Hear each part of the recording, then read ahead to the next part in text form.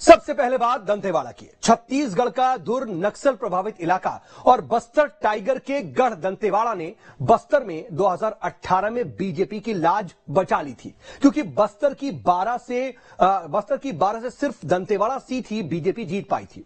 लेकिन बाद में उपचुनाव में यह सीट भी बीजेपी के हाथ से निकल गई। दंतेवाड़ा सीट बस्तर की सियासत में एक बेहद अहम सीट मानी जाती है, क्योंकि इसका कनेक्शन बस्तर टाइगर महेंद्र कर्मा से है।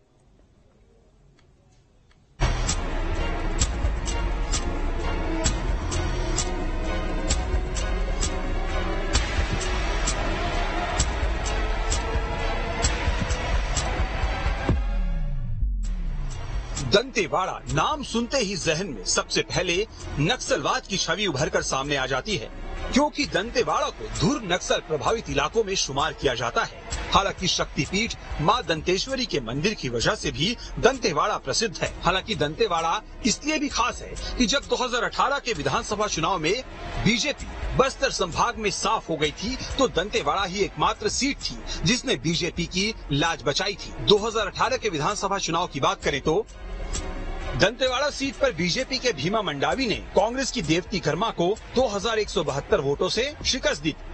हालांकि 2019 में हुए उपचुनाव में कांग्रेस की देवती कर्मा ने बीजेपी के ओजस्वी मंडावी को 11,331 वोटों से हराया था।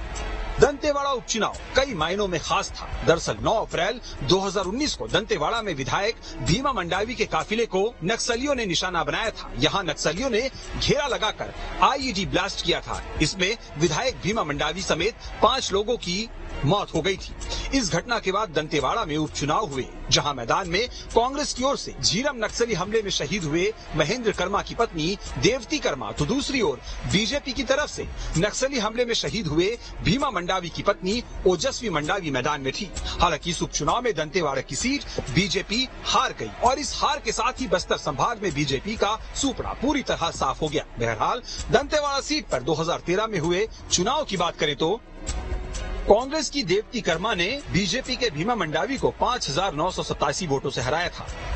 तो 2013 के विधानसभा चुनाव में यहां से देवती कर्मा ने भीमा मंडावी को हराया था। इसी तरह दंतेवाड़ा सीट पर 2008 के विधानसभा चुनाव नतीजों पर नजर डालें तो दंतेवाड़ा में 2008 में बीजेपी के भीमा मंडावी ने सीपीआई के मनीष कुंजम को 12,008 वोटों से शिकस्त दी थी। तो नतीजे बता रहे हैं कि एक समय दंतेवाड़ा में बीजेपी कांग्रेस के अलावा सीपीआई भी एक मजबूत शक्ति के रूप में मौजूद थी। बहरहाल छत्तीसगढ़ अलग राज्य बनने के बाद 2003 में जो पहले चुनाव हुए उसके नतीजों की बात करें तो दंतेवाड़ा में 2003 के चुनाव में बस्तर टाइगर महेंद्र कर्मा ने कांग्रेस की टिकट से सीपीआई के राम सूरी को 4,935 वोटों से हराया था, जिसमें महेंद्र कर्मा 1980 के बाद 1998 2003 में यहां विधायक रहे और नक्सलियों के खिलाफ सलवा जुडूम अभियान चलाने के कारण उनके टारगेट में रहे और अंततः वे झीरम कांड में शहीद हो गए। उनके बाद उनकी पत्नी यहां से विधायक चुनी गई और लेकिन 2018 में वे भाजपा प्रत्याशी भीमा मंडावी से पराजित हो गए।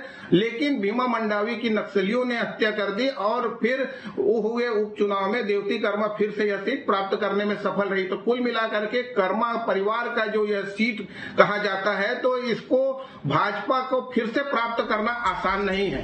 तो ये तो बात हुई दंतेवाड़ा सीट पर पिछले 4 विधानसभा चुनाव के नतीजों की। अब नजर दंतेवाड़ा सीट के कुछ रोचक तथ्यों पर भी डाल लेते हैं। मसलन दंतेवाड़ा में 52 शक्तिपीठ में से एक दंतेश्वरी मंदिर है। 1952 से 2019 तक दंतेवाड़ा में 16 बार चुनाव हुए। इनमें 7 बार कांग्रेस, 3 बार सीपीआई, 3 बार निर्दलीय और 2 बार बीजेपी को जीत मिली। बस्तर टाइगर महेंद्र कर्मा के भाई लक्ष्मण कर्मा 1972 में यहां से जीते थे। 1980 में दंतेवाड़ा से महेंद्र कर्मा ने सीपीआई की टिकट पर जीत दर्ज की थी। इसके बाद 1998 और 2003 में महेंद्र कर्मा फिर दंतेवाड़ा से विधायक बने। दंतेवाड़ा से चुनाव लड़ने वाले उम्मीदवार आपस में रिश्तेदार रहे हैं। यहाँ उम्मीदवार एक ही जनजाति समूह से रहे और आपस में इनकी रिश्तेदारी रही। बीजेपी के भीमा मंडावी कांग्रेस की देवती कर्मा के बहनोई थे। यहाँ से सीपीआई विधायक रहे नंदराम सोरी भी देवती कर्मा के भाई हैं। यहाँ से निर्दलीय चुनाव लड़ चुकी जया कश्यप रिश्ते में देवती कर्मा की भतीजी है। 2019 के उपचुनाव में देवती कर्मा के खिलाफ उनके छोटे बेटे छविंद्र कर्मा ने भी पर्चा भर दिया था। बहरहाल अब की बार दंतेवाड़ा सीट को लेकर कांग्रेस बीजेपी का क्या कहना है, ये सुनिए। क्योंकि हर जगह कांग्रेस ने वादा खिलाफी का कीर्तिमान रचा है। छत्तीसगढ़ में कानून का नहीं, गुंडों का राज हो चुका है। अर्थव्यवस्था चौपट है। किसी प्रकार की सुविधाएं जनता को नहीं मिल पा रही हैं। यहाँ तक कि महिला सुरक्षा भी एक बड़ा सवाल बना हुआ है।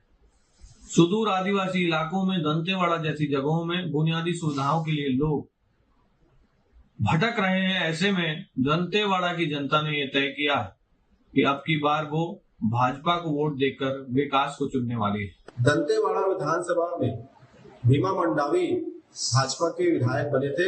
उनके दुखद निधन के बाद हुए उपचुनाव में पुनः कांग्रेस की प्रत्याशी की जीत वहां पर हुई थी और आज दंतेवाड़ा खुशहाल हुआ है। दंतेवाड़ा तक भूपेश बघेल सरकार की योजनाएं पहुंची हुई है और आगामी जो विधानसभा के चुनाव है वहां भी, उसमें भी दंतेवाड़ा की जनता का भरोसा कांग्रेस पार्टी के ऊपर है। मुख्यमंत्री भूपेश सरकार पर भरोसा है और निश्चित तौर पर दंतेवाड़ा की विधानसभा की सीट पर भी कांग्रेस की प्रत्याशी की जीत होगी।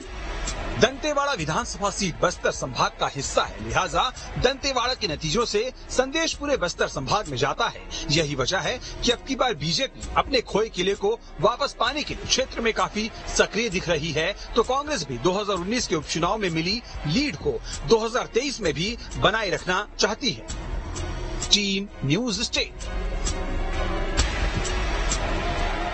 छत्तीसगढ़ के नक्सल प्रभावित इलाके बस्तर की दंतेवाड़ा सीट 2018 में भाजपा ने जीती थी, लेकिन उपचुनाव में कांग्रेस ने एक बार फिर से ये सीट हथिया ली थी।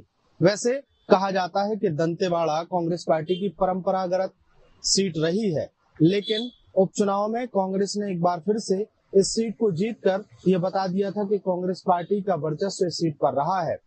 2023 में बीजेपी एक बार फिर से इस सीट को जीतने के दावे तो कर रही है, लेकिन सवाल यह है कि क्या बीजेपी को दंतेवाड़ा जीतना इतना आसान होगा। Video journalist Pramod Dewangan